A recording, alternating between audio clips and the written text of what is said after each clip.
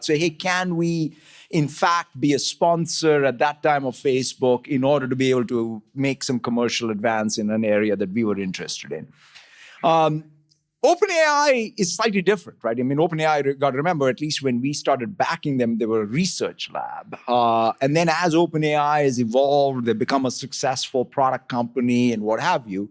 We've kept up, quite frankly, with Sam and his team and his leadership team's ambition because we wanted to make sure we were supportive of someone who was a partner that we were an investor in, but more importantly, a commercial partner. And so I would say OpenAI has evolved from where we started. But I come at it from saying, look, as one thing that I'm grounded on is Microsoft's two things. Right? It's a platform company and it's a partner company. A platform is not stable without partners. And if you don't have partners, you can't be a platform, right? So that type of, that is when I think about startups, or even for that matter, other successful companies. I always am looking for, I worked in my early days at Microsoft. I even worked with, on our database business, with folks like SAP, for example. So we were able to build our relational database, SQL, underneath SAP. That's the type of partnerships that are super good. Same thing with OpenAI or Wintel is another one. So to me, I always gravitate towards what are long-term stable sort of win-win constructs between a platform company and another partner, and who themselves can be building their own platforms.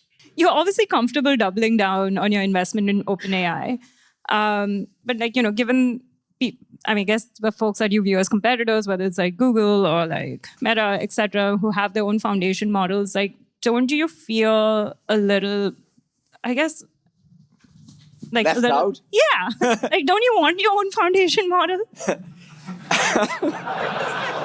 It's like, the old quote from back in the day, I'd feel left out. I'd be like, real people have fabs, I think that real companies have foundation models nowadays.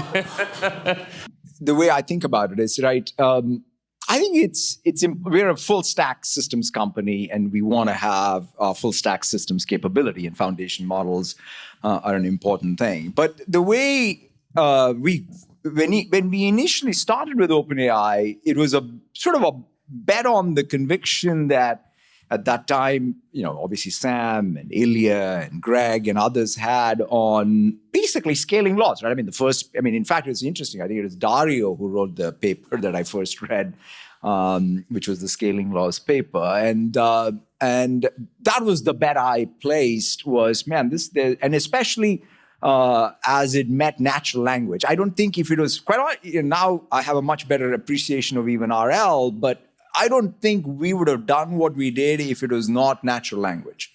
Because of being a knowledge worker company, we were obsessed about not natural language. That was Bill's thing all the years. And so when somebody said, I'm going to throw compute on natural language and maybe we can have some scaling laws that could just give, because the thing we were obsessed for 1,000 years was schematize the world, right? Which is people, places, things, go build the greatest ontology and schema, and that's the way intelligence will emerge. We kind of took many, many detours on that.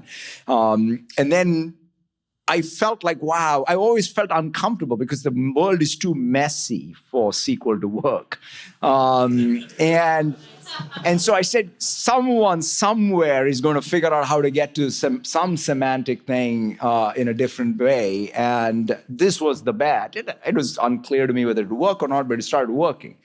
And so I look at that and say, we have a fantastic commercial partnership. We have all the things that we want and need, the ability, like I've always said, we built a system underneath it, we built tools around it, we're building products about it. So to some degree, I have a long-term stable relationship with OpenAI, and we have the IP rights. And so therefore, we will want to build, we built 5, Mustafa and team have capability that they had in Pi before, we have it in Microsoft.